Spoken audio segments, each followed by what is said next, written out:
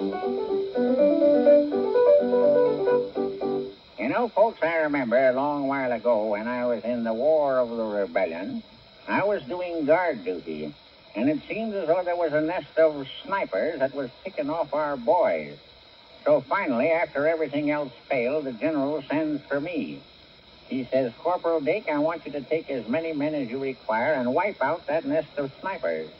So I took just 4 of the boys from the hometown, and we walked right through the enemy's lines and right up to the spot where these snipers were, and I knocked loudly on the door of the hut in which they were hid.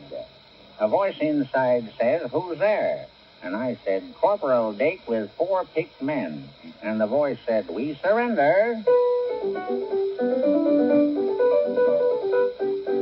You know, I just got back from a trip to Egypt where I was visiting old King Tut's tomb.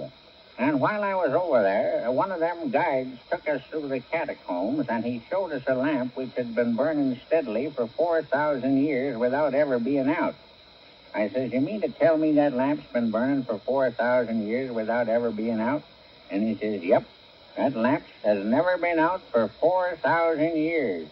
Well, says I, it's out now. Folks, you know, I'm considered the champion spitter of Pike County. I can spit in spirals, I can spit in circles, and I can spit out the windy. And everybody is always pleased and surprised to see how nicely I can spit. Well, one day I was sitting in the lobby of the hotel in the hometown, and there was a fellow sitting right across from me who seemed to be quite a spitter himself. In fact, he'd aim at a gaboon about 20 feet off and hit it every time.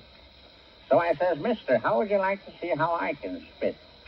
He says, I'd be pleased and surprised.